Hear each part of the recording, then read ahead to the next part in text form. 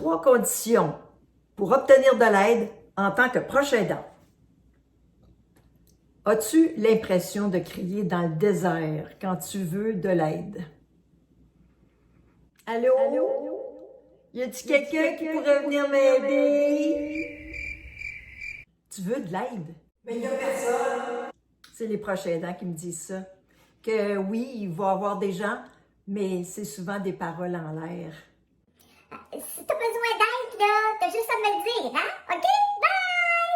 Bye! Ouais. En regardant cette vidéo, tu vas enfin avoir ce que tu désires, c'est-à-dire de l'aide. Tu vas apprendre aussi que ça prend des conditions pour obtenir de l'aide. Un peu comme une plante, si elle veut pousser, ça y prend des conditions, hein? Même si elle restait là dans son pot et qu'elle dirait « Je veux pousser », il ne se passera rien.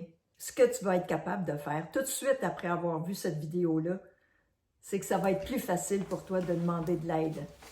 Mon nom est Céline Massicotte. Je suis une enseignante à la retraite et une amie des proches aidants et des aînés. Et aujourd'hui, j'ai avec moi une fille du plateau qui s'appelle Laurence. Bonjour, je suis enchantée de faire ta connaissance. Laurence, veux-tu nous rappeler quel est le sujet d'aujourd'hui? C'est les 3 conditions pour obtenir de l'aide et puis de commencer par soi, se faire respecter. En commençant par soi-même, Ouais. c'est ça qui est le bout le plus important. Si on se respecte soi-même, les autres vont nous respecter. Ouais. La tâche que tu fais, là, c'est extraordinaire. C'est vrai. Fait imagine-toi, c'est toi qui l'as fait, cette tâche-là. Ouais. Fait que d'autant plus combien tu as de valeur. Quelle est la deuxième condition, Laurence? Aller demander directement de l'aide, là. Demander de l'aide. Et oui, directement, il faut le dire, ils vont pas le deviner. Non. Puis d'ailleurs, les gens à qui tu vas demander de l'aide, ils vont être trop contents de savoir qu'est-ce que tu as de besoin et de quelle façon ils peuvent t'aider. Laurence, pour la 3e condition, qu'est-ce que c'est?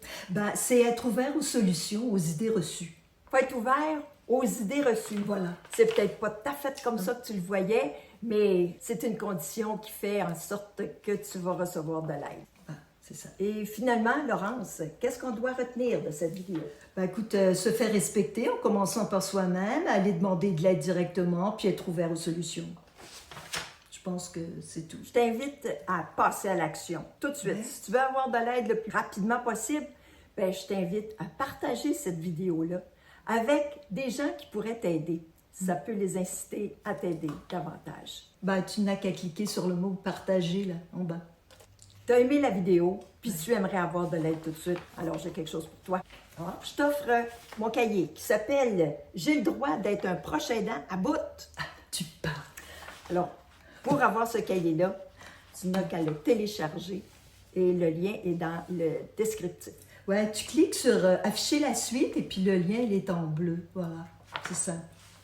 Maintenant qu'on se connaît, tu ne seras, Laurence, ensemble, plus Plus jamais seule. seule. Bye bye. Et ciao!